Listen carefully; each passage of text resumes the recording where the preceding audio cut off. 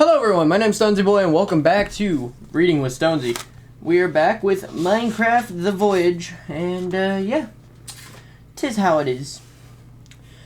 We are on page 78, or chapter 11, and we are going to read all the way to page 100, or we're going to read to chapter 14, 22 pages in total, and the next time we're going 100 to 128 or 117, which most likely means 117.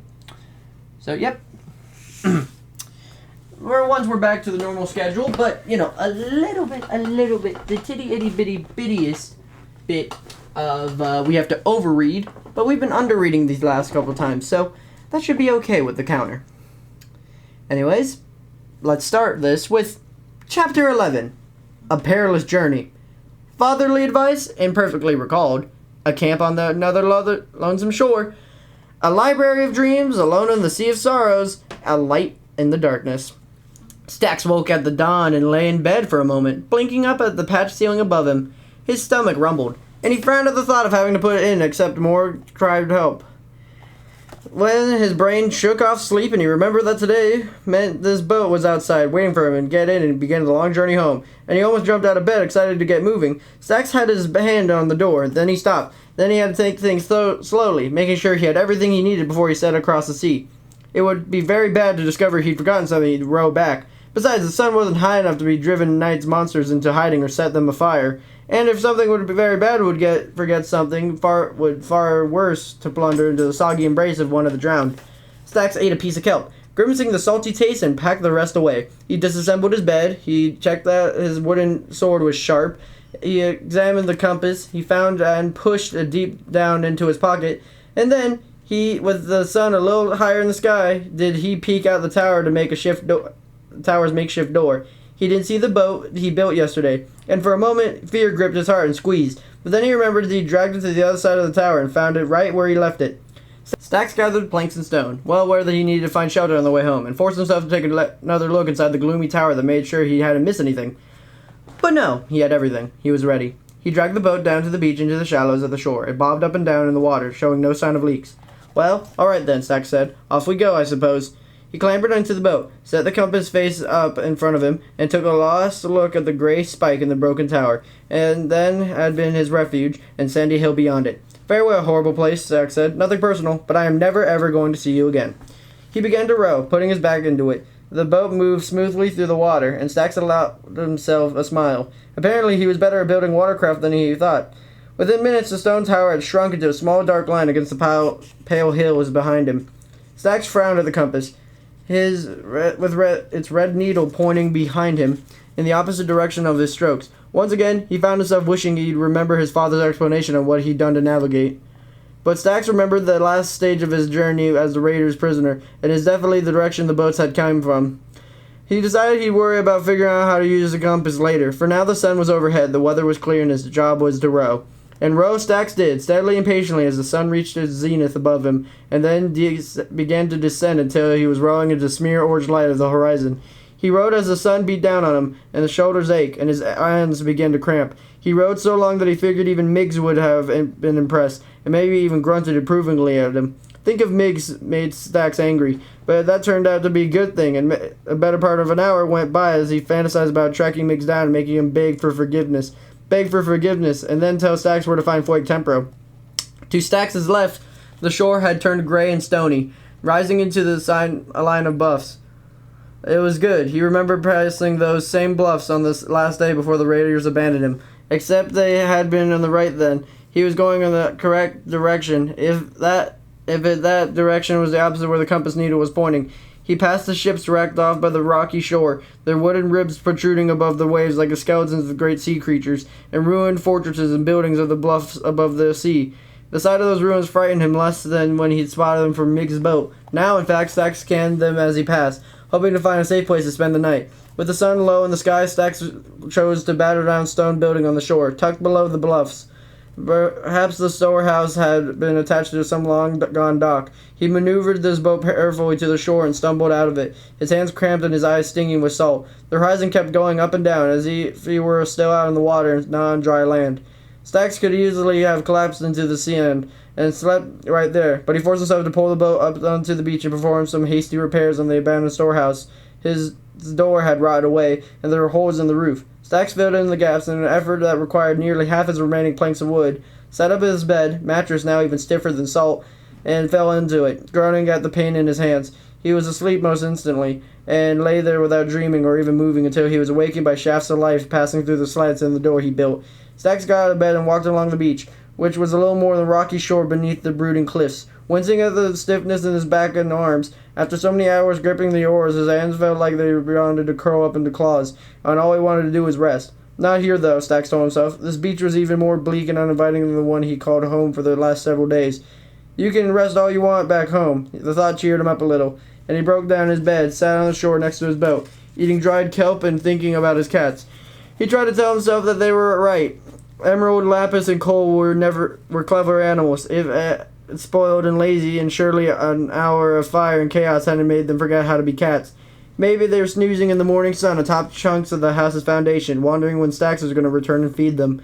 It was a nice idea. Once he tried to keep his mind, and he shoved the boat down into the beach and took up the oars again. The day was cooler than yesterday, with lines of clouds scudding across the sky, driven by a steady wind. But despite the cool weather, Stacks was far more tired than he had been in the previous morning. The journey from his house to the lonely shore of this exile had been long gone, and that had been in the boat rowed and the veteran raider, and there was a question of whether he'd be able to find his way home. Once he reached the waters, he didn't remember.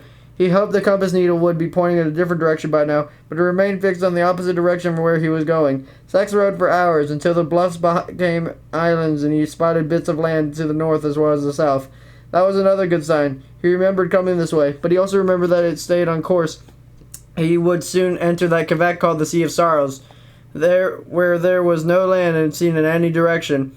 Stacks stopped rowing and the boat goaded to a halt, bobbing gently. The only sound was a faint whistle of the wind. The compass gleamed in the sun. His needle pointed in the same direction as when Stacks left the tower. He wanted to get home desperately, but over the last 2 days he made a lot of progress toward that goal.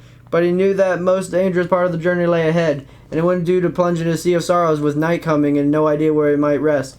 Stacks turned his boat toward a low, rocky island in the south of him, one of the line he followed from the bluffs. He dragged the boat up to the beach and dug in the side of the hill, hacking out a space that was large enough for his bed, then blocking it off with cobblestones and planks from a rough-hewn, rude little cabin. It was a couple of hours before sunset, so he explored the island and gnawed on dried kelp for dinner. He found nothing of any interest. A few stunted, long-dead trees and more rocks than any human being could count in a lifetime. That night, Stacks had a strange dream. He was in a great library, a soaring hall built out of rare woods, all of them gleaming and polished, lit by flickering torches. A library shelf seemed to stretch for hundreds of blocks in every direction, filled with everything from every tombs bound with leather and rolled up scrolls. The librarians were strange folk, squat gray bipeds of featureless white eyes, clad in rich, heavy robes that came in a rainbow of colors. If you spoke any louder than a whisper, they would turn and wave a bony finger at you disapprovingly. Though hand gestures and whispers, Stacks finally got one of the librarians to understand that he was trying to go home. The librarian pointed to the door Stacks somehow hadn't noticed before, one whose door was embezzled with gilded letters that said Map Room.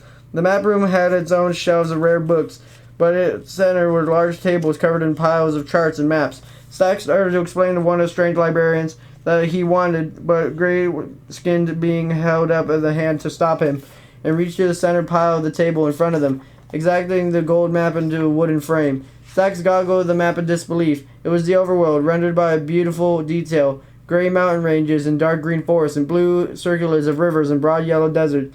There, marked with an X, was the only shore in this tower. Stacks followed the shoreline to the west, watching as it decayed into a series of islands, until he stopped at a little speck of land where he knew he had been a moment tossing and turning in bed.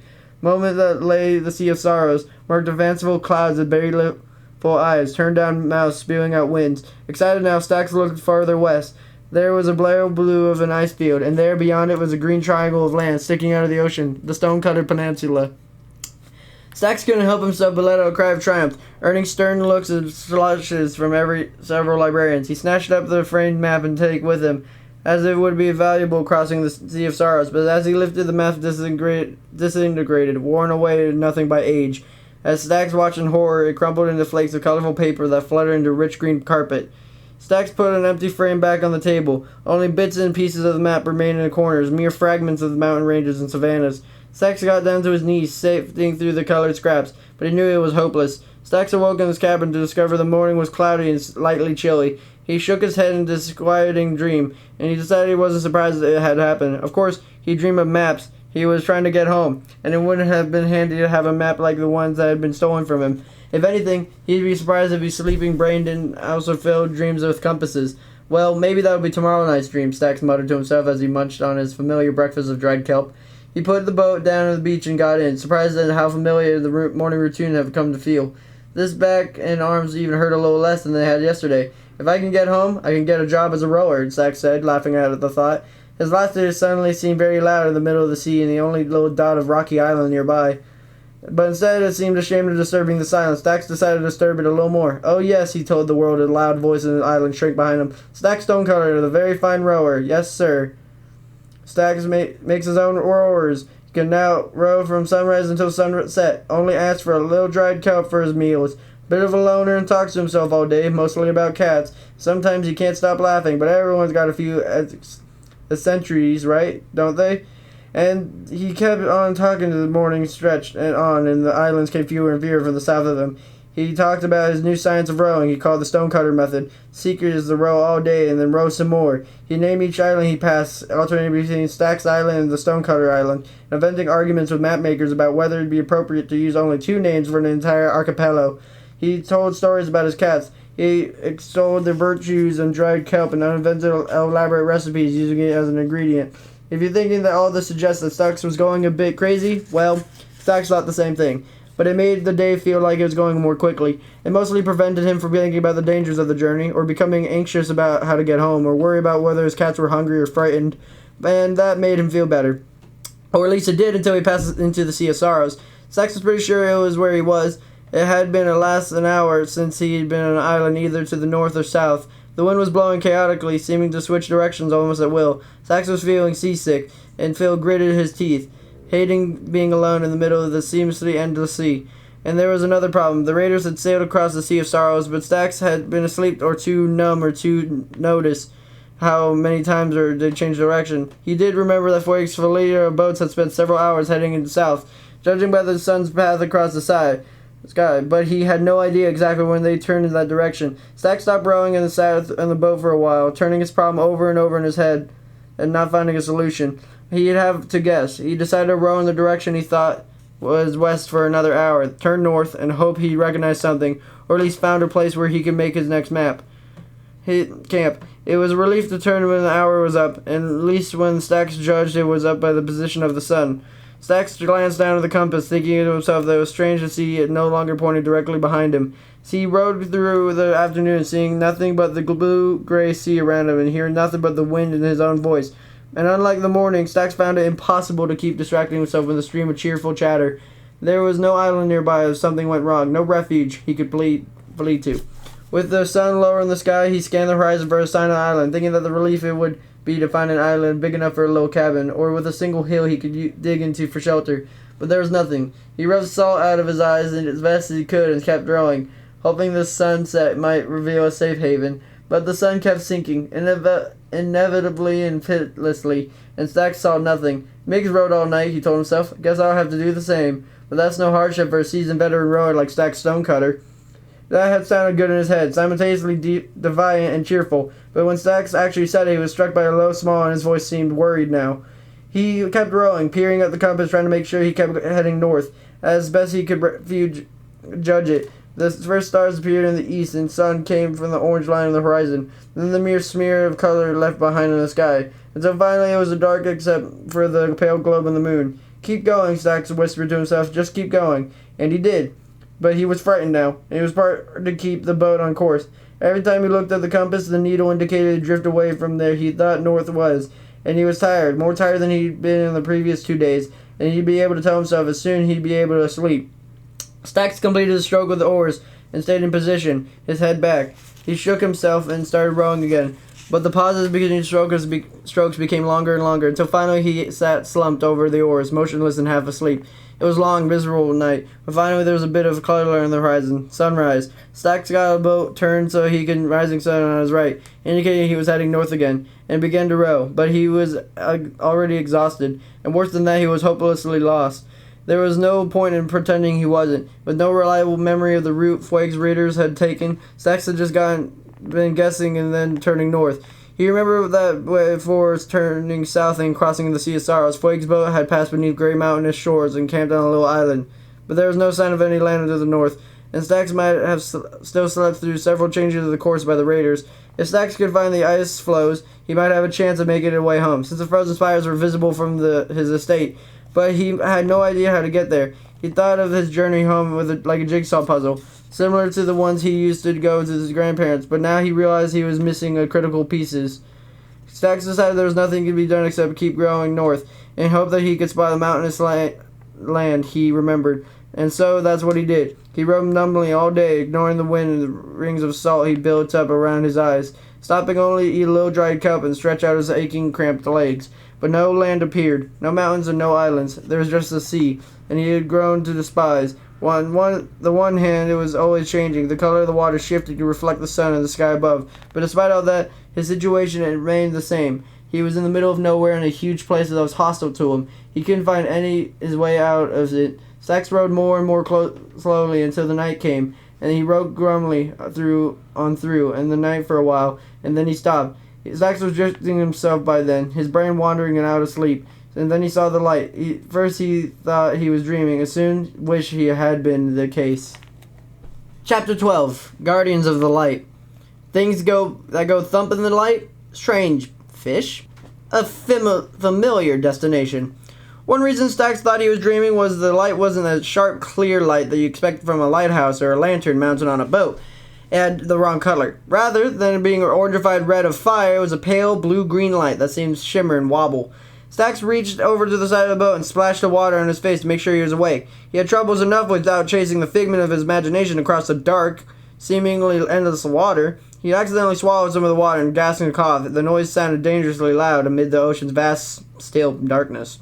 The light was there, and ahead of him it was a little to the right. That should be east, Stacks thought, except he was looking at the compass. The needle indicated the light was to the northwest. The compass had started pointing somewhere else, or the boat had drifted again while he slept over the roars. Well, sorry about that later. We'll worry about that later, Stacks told himself at the croaking whisper. His voice grew raw from salt. He began to row toward the light, half expecting it to disappear as he did so, revealed by another trick played by a cruel sea. But it was still there, shimmering in the night. It wasn't until much closer that Stacks realized the light wasn't coming from the structure on the land from a boat, but under the sea. Mesmerized, he drew closer, rowing slowly and straining his eyes to see through the water. Below him he saw strange, eldritch land, pale hills and valleys beneath the surface of the sea. There was forest down there, one of strands of kelp waving from the currents, and atop the white hill was a sprawling castle made of ghostly green stone, surrounded by a scattering of towers. The mysterious light had drawn Stacks seemed to emanate from the castle.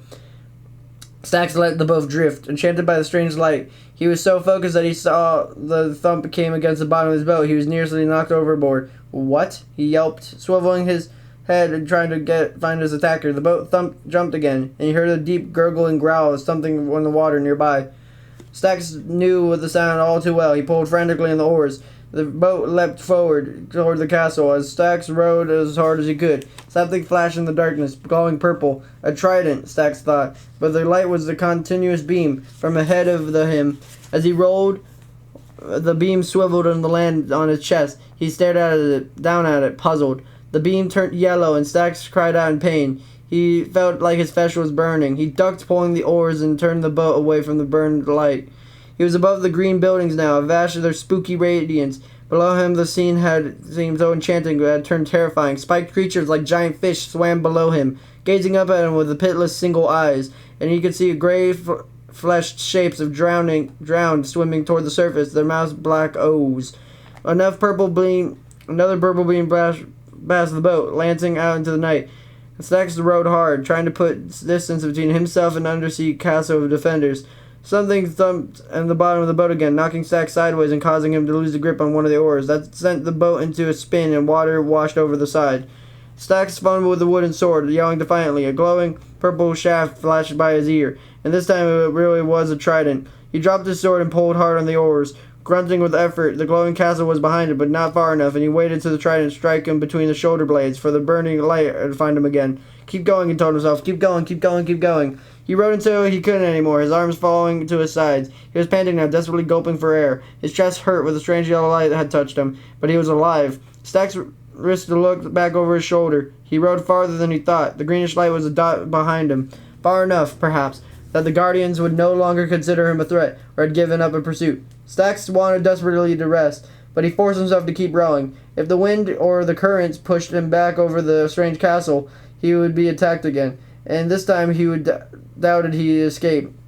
Stack rode until he couldn't see the light up behind him, and then rode until he was exhausted again. And then, not because he thought it was a good idea, but because he couldn't help it, he fell asleep at the oars. And then he woke up. It was day. The sun had climbed a far distance above the horizon. There's not a lot I can tell you about the next 2 days, because they're pretty much the same as the days I've told you about already. Stax rode until he was too tired to row any longer, and had slumped down over his oars, apparently dead to the world. And then he woke up started rowing some more. He no longer talked to himself. He was too weary for that, and he barely looked at the compass. He simply rowed. At this point, he could rarely remember the time when he'd done anything else. It wasn't until he saw the islands that exhausted brain started to work again. He saw two at once, one to his left and one to his right. He looked much of the same, dots of dirt and rock. But Stax's brain didn't work right away. He was overwhelmed by this ordeal, and he assumed his mind was playing tricks on him. So instead of landing the closest island to the rest, he simply rowed past it. And then he passed more islands, some to the north and some to the south, and finally something that struck him that was familiar. A couple hours later, there was no doubt at all. There was great bluffs, the shipwrecks and the surf. This was the broad bay to which the raiders had sailed leaving the perilous Sea of Sorrows. Stax didn't know whether he found his way back there by pure luck or by some deeply perceived memory, but now he rode with grim determination and found himself thinking of the sad, ruined tower he'd been so desperate to leave. He rode until his arms were shaking and nearly limped, staring at water ahead of him, his eyes wide. He was racing in the sun again, and he was starting to get behind, and the sky ahead of him already darkening. Some instinct told Stack he used up all his reserves of strength and courage, but wouldn't survive another night exposed to the overworld's dangers. So he rode and rode and rode. The first stars were emerging from, and he saw a familiar, low, swampy place ahead of him, with the pale sandy hills behind it and a spike of stone reaching from the beach. Stax cried out and turned to the beach, rowing until the boat crunched into the sand and pebbles beneath it. He tried to stand, couldn't. He fell over to the side, landing on his hands and knees, and swallowed water. Gasping, he made himself stand, gritting his teeth. His brain insisted the world was bobbing up and down around him. Step by step, he forced his legs to work, carrying him through the sand and mud of the familiar patched door in the tower. Hands shaking, Stax assembled a bed, and then collapsed onto it. "Well, I made it," he muttered. He tried to laugh, but nothing came out of a dry, awful-sounding croak. Chapter 13. A New Direction. A decision made, an unexpected green country, a cabin, and a riddle. It probably wouldn't surprise you to learn that Stax was too tired to do much of anything for several days except eat dried kelp. But little by little he recovered from his ordeal. He rebuilt his furnace and crafting table inside the tower, gathered more kelp from the shallow waters offshore, and repaired the cracked boards on the bottom of his boat. While doing these chores, Stax found, somewhat to his surprise, that he wasn't as depressed about everything as had gone wrong as he feared to be. He had built a boat, survived dangerous journey, and returned to safety. Not so long ago, he doubted he'd ever be able to make it through a single night on his own. But he was still alive, having relied on no one but himself. "But that's not the way we're going to get home," Stax said. He'd started talking to himself again, just to hear a human voice. No, that plan isn't going to work. Almost without realizing it, he'd beginning to make a new plan, turning bits and pieces of it over and over his mind while gathering dry branches and raging kelp in his furnace. Voyage was his best way home, maybe his only way home. He knew the way of the stonecutter estate and had stolen the maps created by Stax's father, and Voyage was the one who had destroyed Stax's life. Shouldn't he be made to answer for it?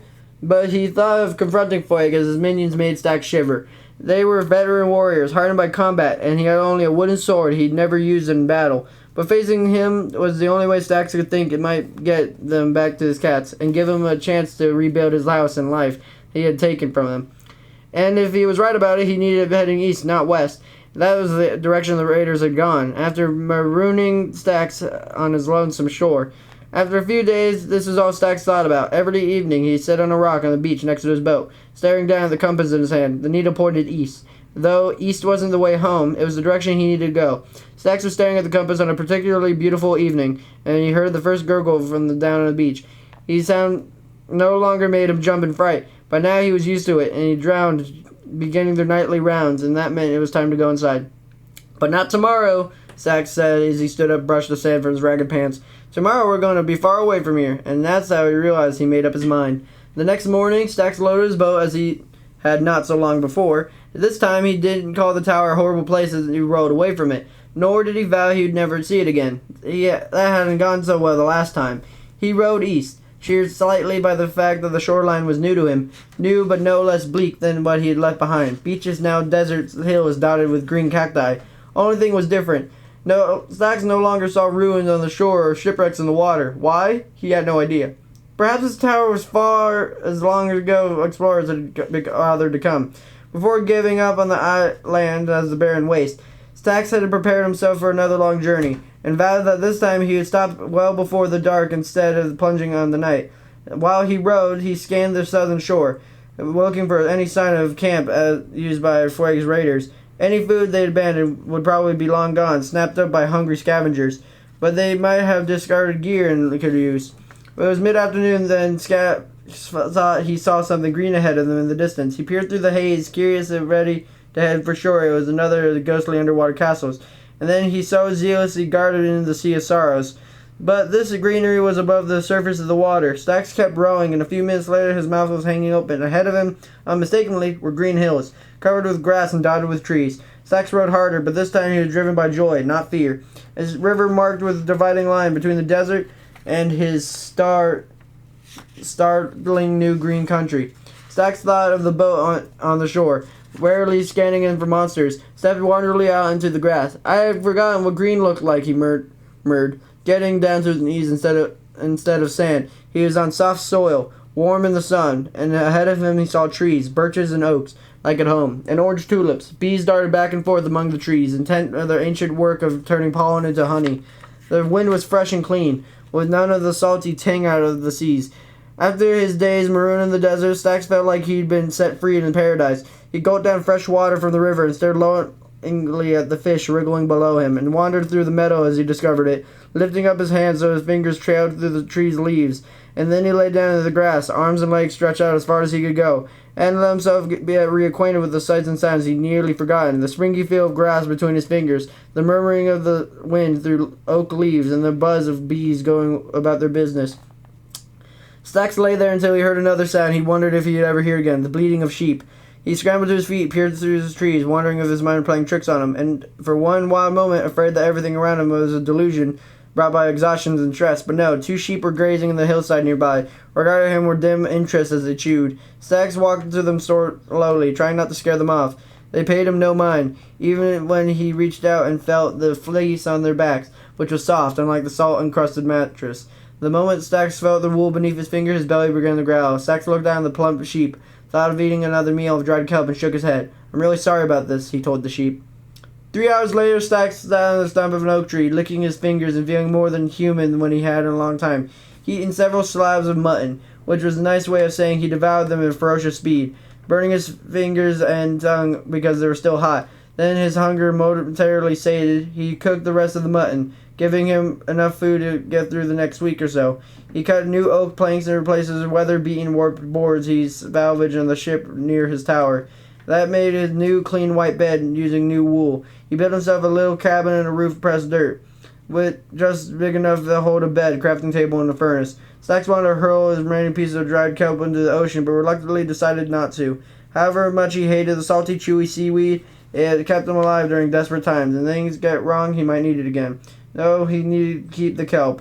It would be the useful reminder not to let his stores get so low that he'd be forced to eat it.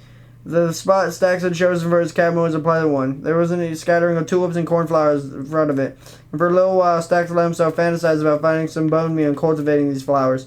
so that with a little time and effort he could create a garden. Maybe with one with lots of flowers of blue and orange. Not going to stay that long, though, are we? He said to himself as the sun began to drip toward the sea in the west.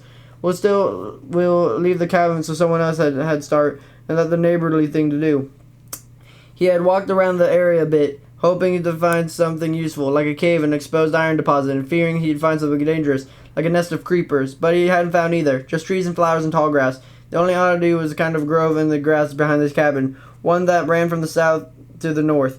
Stacks couldn't decide if it was an animal track like the ones sheep create while going back and forth between the favored grazing spots, or a little travel road made by people. Stacks decided to solve this mystery with the morning, as it was nearly dark and sat yawning for a better part of an hour. He rose from the tree stump he'd been using as a seat and gave a last grateful look around him in the green meadow and entered his cabin.